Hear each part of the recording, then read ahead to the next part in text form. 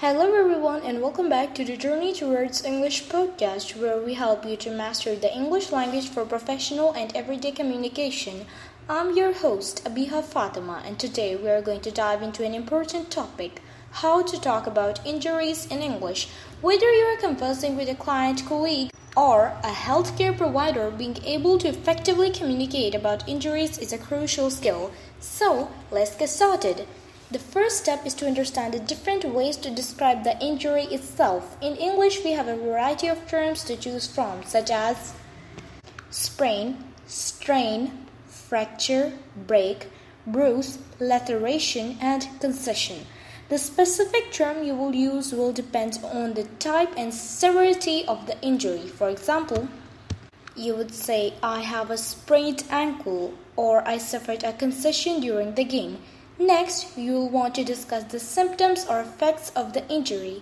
Common phrases include, it's swollen, it's painful, I can't put any weight on it, I have a limited range of motion, I'm experiencing numbness or tingling. Again, the specific language you use will depend on the energy. Be as detailed as possible to help the person to understand the situation.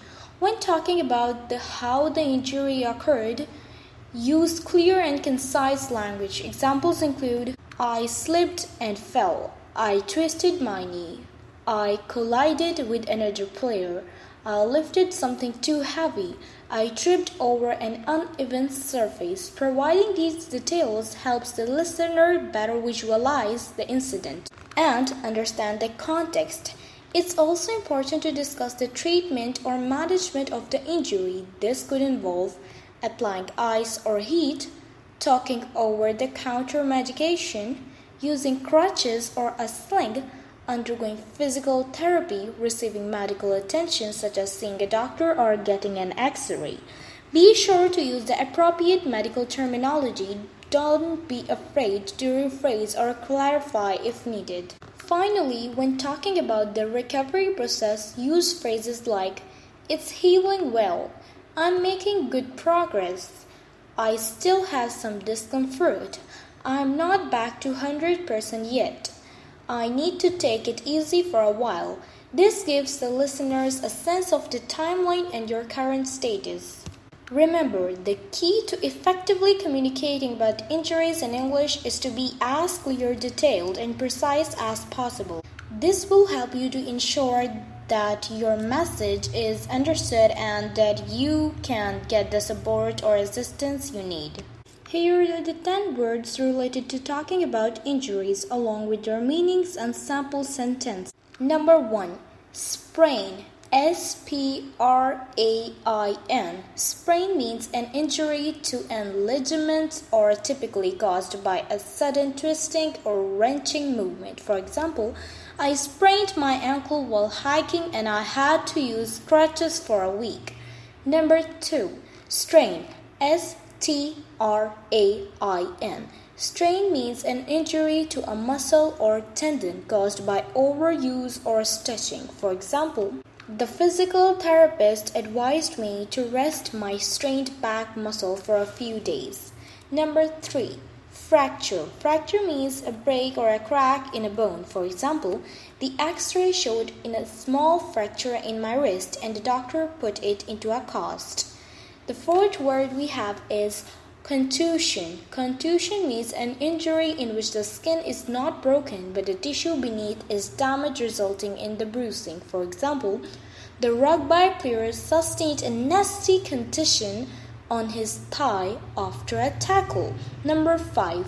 Laceration. Laceration means a deep cut or tear in the skin, often caused by a sharp object.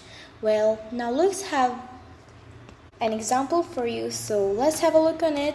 So the example is, the nurse cleaned and stitched the laceration on my finger after I accidentally cut it off while cooking.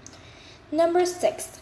Concussion. Concussion means a temporary injury to the brain caused by a blow or jolt to the head, resulting in the symptoms such as headache, dizziness, and confusion. For example, the soccer player was taken off in the field after suffering a concussion during the match. Number 7.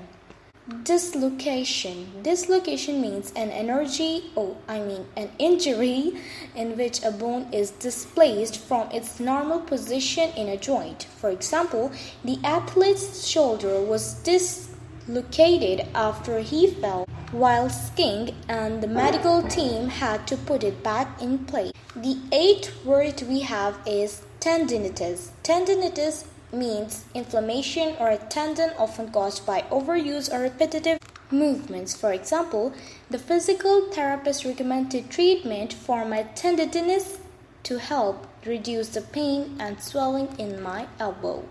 The 9th word we have is abrasion. Abrasion means a superficial injury to the skin, often caused by scraping or rubbing against a rough surface.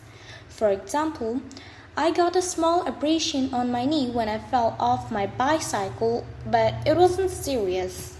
The last word I have for you is avulsion. Avulsion means an injury in which a piece of tissue such as a ligament or tendon is torn away from the bone. For example, the doctor suspected an avulsion fracture in the athlete's ankle and ordered further imaging tests. That's it for today, guys. I have got a news for you that I have started to use Threads. Whatever I post on Instagram, I just share it on Threads as well. I also post some questions and some tests of English on it, so that you can also connect with me on Threads app and Instagram app.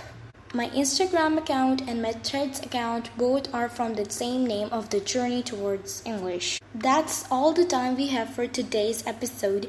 Thank you for joining us on the Journey Towards English. Be sure to subscribe and tune in for our next episode, where we will be covering the important topic to help you to improve your English skills. Until next time, keep practicing and have a great day. Take care. Bye.